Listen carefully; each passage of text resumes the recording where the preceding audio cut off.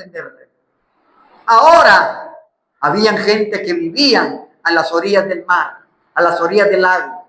Podían entender fácilmente. Pero, ¿cómo la interpretamos? ¿Cómo sacamos o cómo extraemos la lección que queremos para nuestra vida el día de hoy en esta parábola?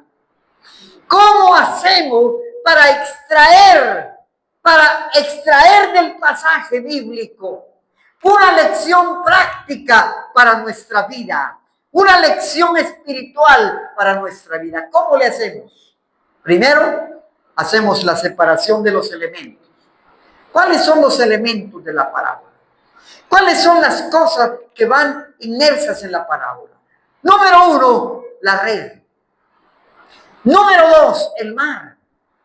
Y número 3, los pescadores. Y número 4, los peces. Esos son los elementos. ¿Verdad que no es muy complicado? ¿Verdad que es algo sencillo entenderlo?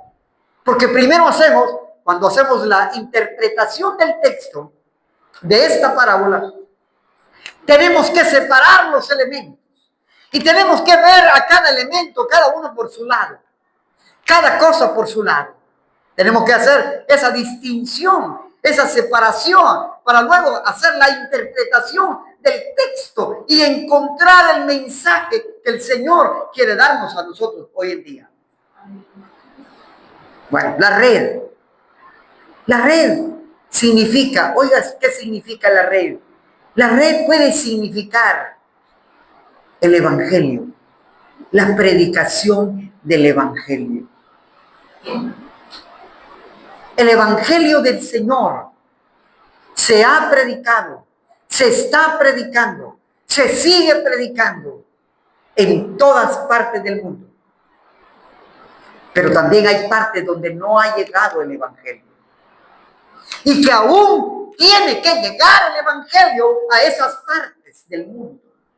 Quizás hay etnias, quizás hay países, quizás hay culturas donde no ha penetrado el Evangelio, pero ya la red ha sido echada al mar. Ya el Evangelio ya ha sido echado al mar. ¿Desde cuándo se predica el Evangelio? ¿Desde cuándo se lanza la predicación del Evangelio y la ilustración de la predicación del Evangelio como la red, de manera figurativa, fue lanzada desde hace mucho tiempo, hace más de 2 siglos, hace más de 20 siglos, 21 siglos ya vamos sobre el 21, hace más de 20 siglos, desde el inicio del Pentecostés, cuando la iglesia primitiva, cuando Pedro se para en el aposento alto con los 120 y les predica el Evangelio a aquella gente que estaba viendo lo que había acontecido en ese lugar. Y comienza Pedro en el primer discurso a predicar el Evangelio. Desde ahí y con Jesús el maestro lanza el primer mensaje de predicación en el Sermón de la Montaña. Pero a diferencia del Sermón de la Montaña, a diferencia del primer discurso de Pedro, hay cosas que uno pudiera hacer la distinción. Aún no voy a hacer esa distinción porque no es mi objetivo hoy.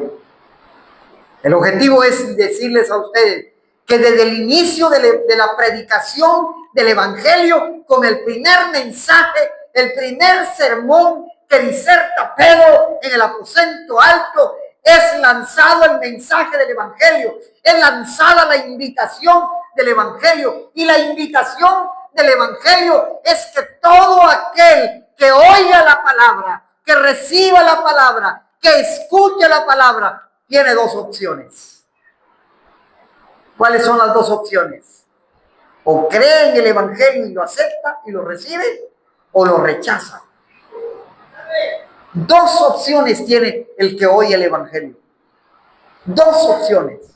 O recibe el Evangelio y cree en el Evangelio para que Cristo entre a su corazón, o rechaza el Evangelio.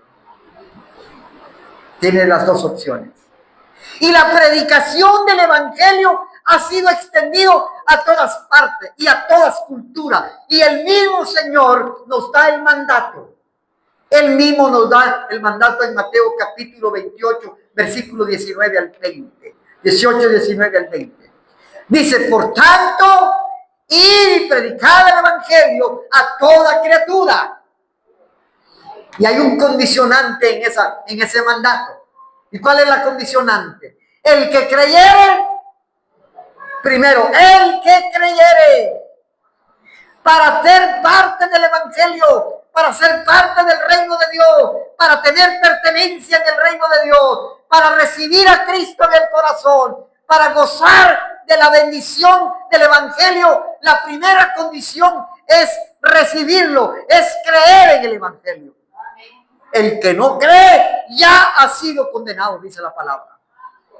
El que rehúsa creer ha sido condenado, dice la palabra. Entonces, ¿cuál es la tarea de la iglesia? ¿Cuál es la tarea? ¿Cuál es el mandato que tiene la iglesia? La iglesia tiene un mandato. La iglesia tiene una orden que cumplir. Tiene una misión que cumplir. Nosotros como iglesia, nuestro mandato, nuestra misión, nuestro oficio, la orden que el Señor nos ha dado como iglesia es ir y predicar el evangelio. Ahora la pregunta es, ¿lo estamos haciendo? Eso que usted se lo tiene que responder. Usted dirá, pastor, claro que sí. Usted está predicando ahorita, pastor, claro que sí. Oímos los mensajes. Sí, pero usted lo está haciendo. Usted está predicando. Usted le está hablando a un amigo. Usted está orando por una persona inconversa. Usted está predicando el evangelio de Cristo. Usted está buscando a los perdidos para hablarle de la palabra. Está cumpliendo usted el mandato. Está cumpliendo la orden del Señor de hablarle del evangelio. Ese es el mandato. Esa es la orden que usted y yo tenemos. Esa es la orden, ese es el mandato. Predicar el evangelio de Cristo. Esa es la red. ¿Y sabe cómo es la ilustración en esta parábola? Como una red arrasadora. Como una red que arrasa. Hermano Luis creo que tiene ya un poco de conocimiento de eso de pescar en el mar, ¿verdad? ¿Cómo hacen los pescadores que están en el mar cuando tiran la red? La red no son redes pequeñas, son redes grandes. Son bolsos grandes. Son enormes. Son lanzadas al mar. Y esa red arrasan con todo lo que encuentren a su paso. Y levantan y recogen todo lo que encuentran a su paso. Y cuando la suben a la embarcación, y cuando la están viendo en la embarcación, imagínese usted todo lo que esa red puede traer. Por eso es que dice la parábola, oiga, asimismo el reino de los cielos es semejante a una red que echada en el mar, que dice, recoge, ¿qué dice? Toda clase de peces. ¿Cómo dice? Toda clase de peces. Ese es el énfasis que yo quiero darle en este sermón de hoy.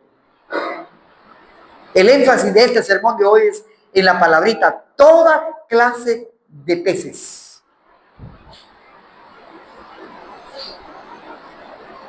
Es el énfasis de esta noche. Y por eso pudiéramos preguntarnos, y pudiéramos titularle al sermón de esta noche, ¿qué clase de creyente soy? ¿Qué clase de creyente soy? Una pregunta que demanda una respuesta. Una pregunta que demanda una respuesta. La respuesta no la doy yo. La respuesta la da usted. La respuesta me la hago yo y yo mismo la respondo. Usted y yo respondemos a la respuesta. ¿Qué clase de creyente soy? Comparado e ilustrado, figurado, alegorizado, si usted quiere, con el pez. Si nos comparamos con el pez, usted diría, ¿qué clase de pez soy? ¿Qué clase de cristiano soy? ¿Soy el buen pez o soy un mal pez?